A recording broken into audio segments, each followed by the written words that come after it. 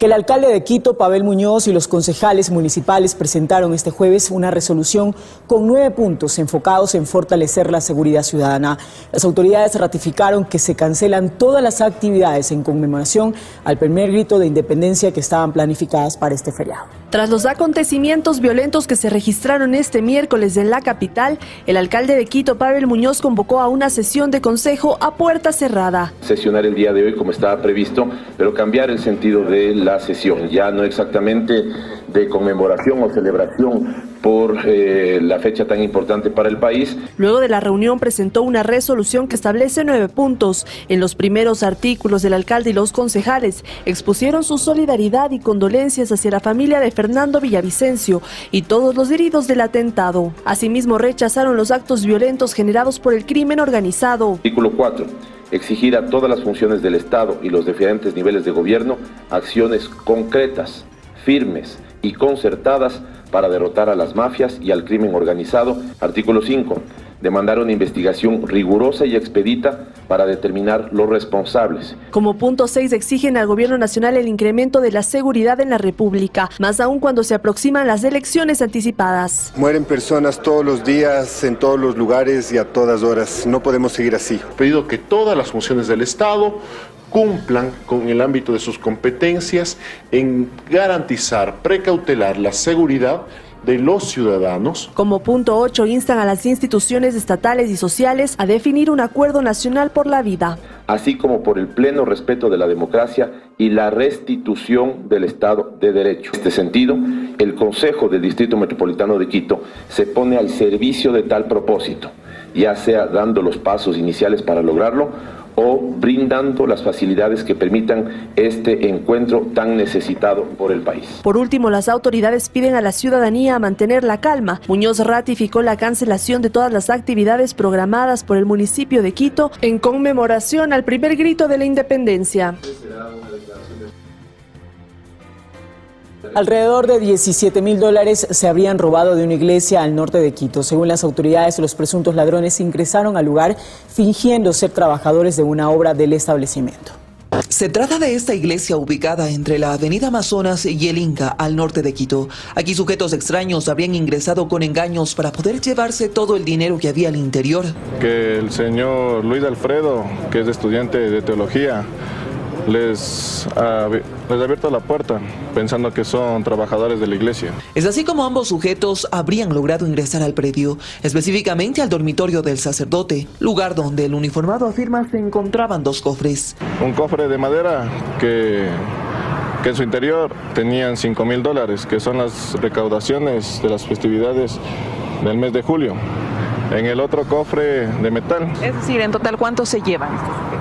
En total, unos 17 a 18.000 más o menos, aproximadamente. Lo que sorprende de este hecho es que ocurrió en horas de la mañana, pero se denunció alrededor de las 8:30 de la noche. Por lo que ellos también se rigen en orden jerárquico.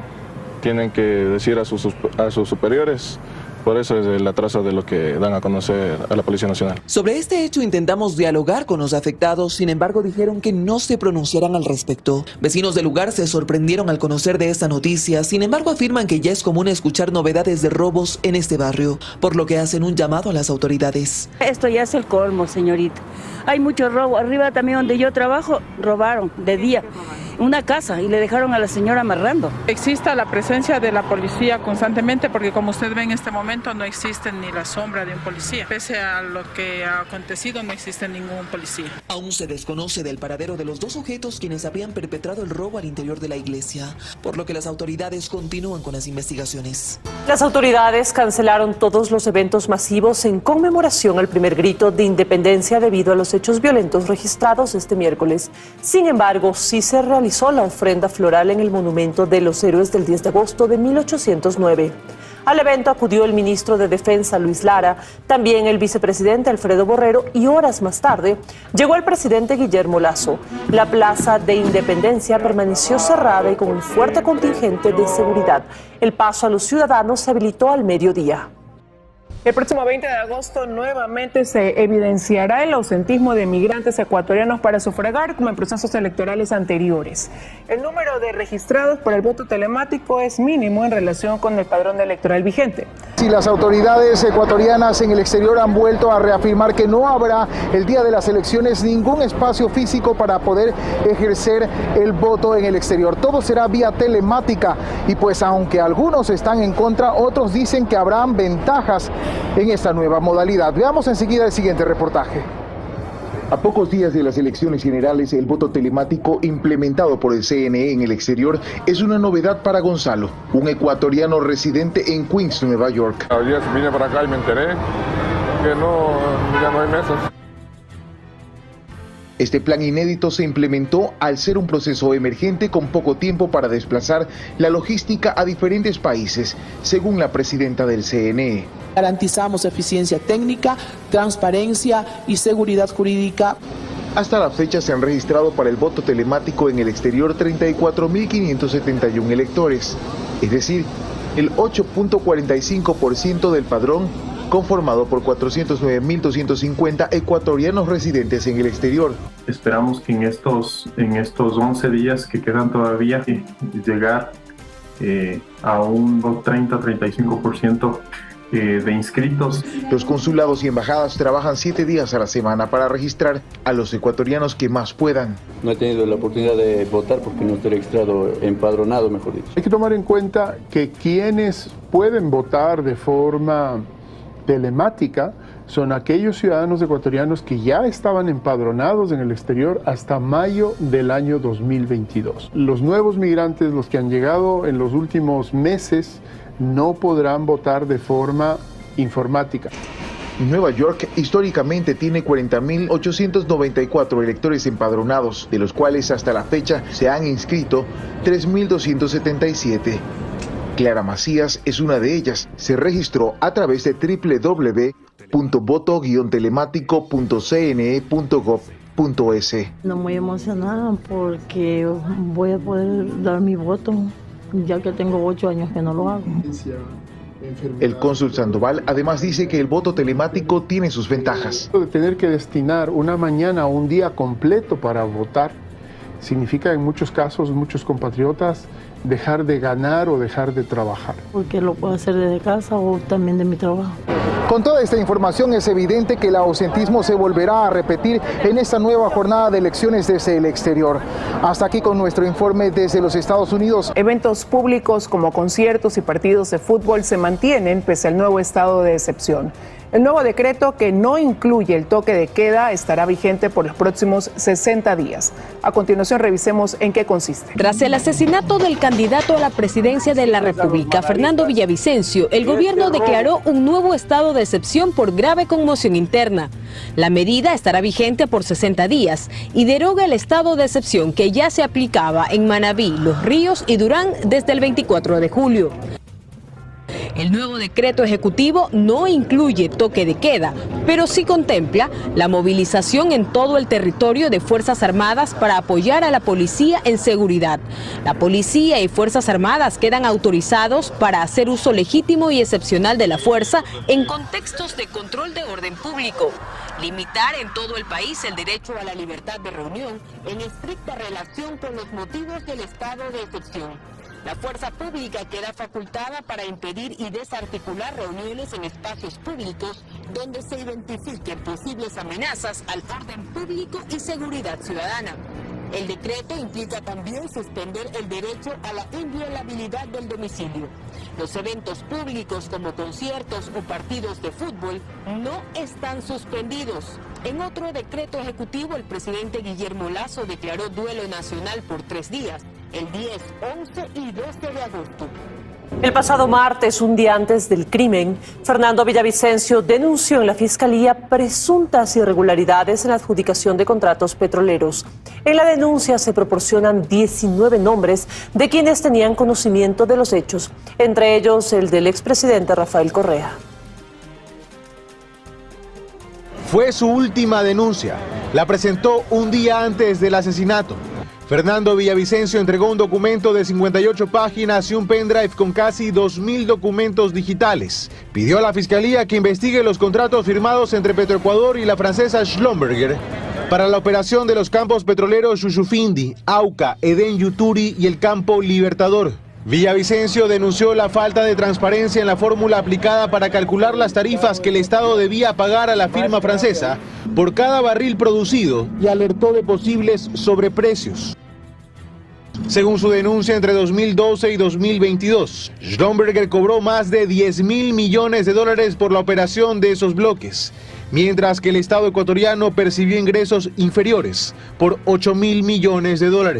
Los costos de producción de estos campos, que antes no superaban los $18 por barril, ahora le representa al Estado ecuatoriano aproximadamente $43. Ese es el costo de producir un barril de petróleo. Por estos contratos lesivos al Estado Nacional Ecuatoriano, es que ustedes pueden advertir que la participación del petróleo en el presupuesto general del Estado de los últimos años se ha reducido sustancialmente. Como antecedente de esta denuncia, la filtración de un video en el que José Luis Cortázar, director de la Agencia de Regulación y Control de Hidrocarburos en 2014, cuestiona los reales costos de producción, tema que generó un enérgico reclamo de parte del entonces ministro coordinador de sectores estratégicos, Rafael Poveda.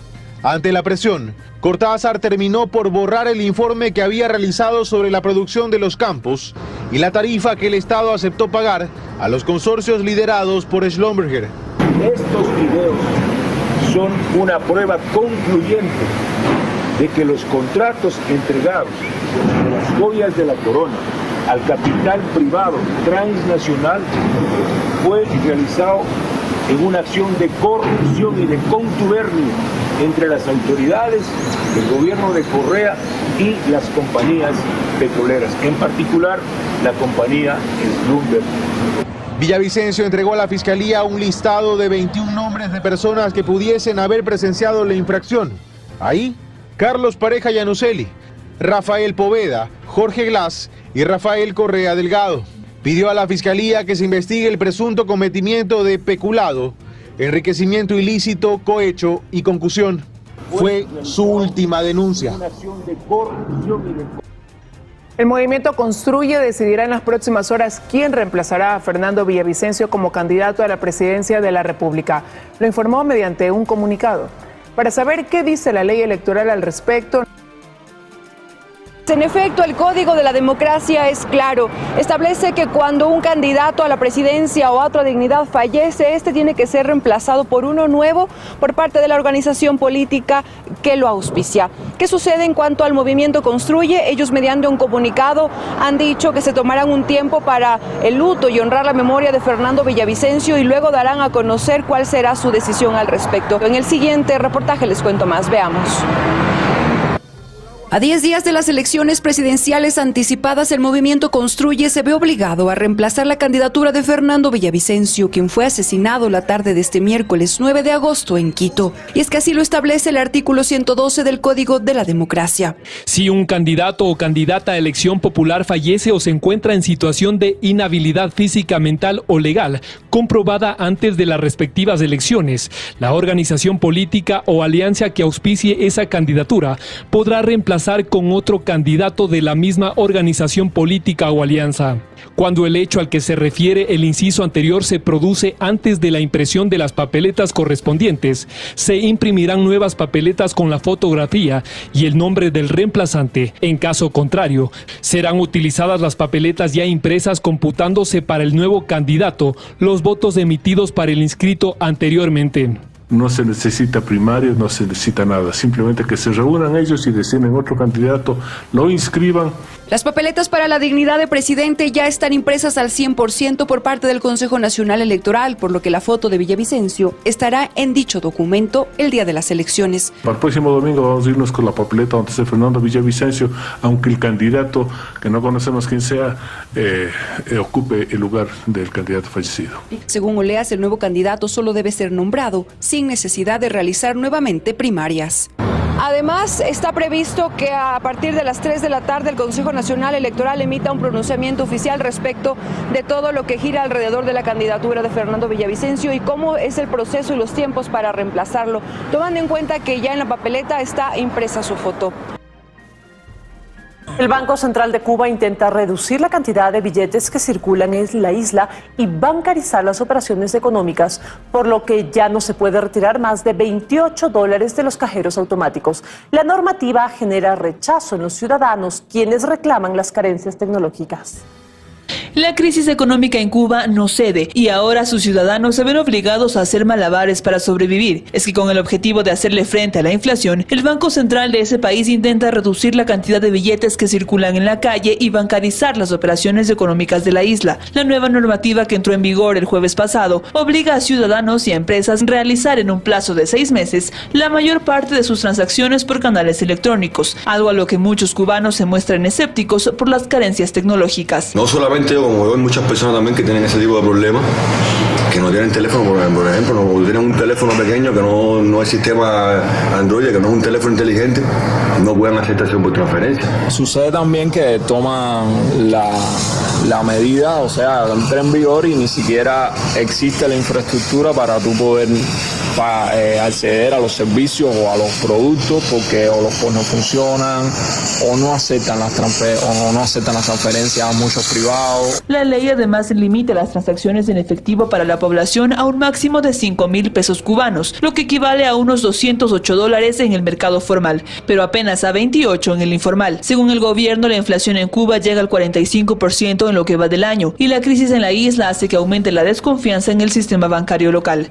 Yo, si tuviera bastante dinero, yo no lo pongo en el banco, porque entonces después si lo necesito mañana y voy al banco y no me lo pueden dar, tengo que entonces porque si esperar 3 días que si el banco tiene dinero. Cuba vive su peor crisis económica en décadas, con escasez de productos básicos como alimentos y medicinas, y semanas atrás también con dificultades en el abastecimiento de combustible para el transporte. El cese al fuego bilateral entre la guerrilla y el ejército colombiano firmado hace una semana está en riesgo. Esta tarde el fiscal general de esa nación, Francisco Barbosa, acusó al Ejército de Liberación Nacional de planear su asesinato. Tras las acusaciones, la agrupación paramilitar descartó que aquello sea cierto y convocó una reunión urgente con los observadores del acuerdo de paz. El gobierno y el ELN tienen planeado volver a encontrarse en la capital venezolana el 14 de agosto. España vivió este miércoles el día más sofocante de su tercera ola de calor en lo que va del año. Los termómetros se elevaron a temperaturas récord en La Roda, un pueblo de Andalucía, llegando a los 44,6 grados centígrados. 11 zonas de España están en alerta roja por el calor, sinónimo de peligro extremo. La Agencia Estatal de Meteorología incluso lo catalogó como el día más caluroso en 73 años. Se prevé que las altas temperaturas comiencen a disminuir desde el viernes.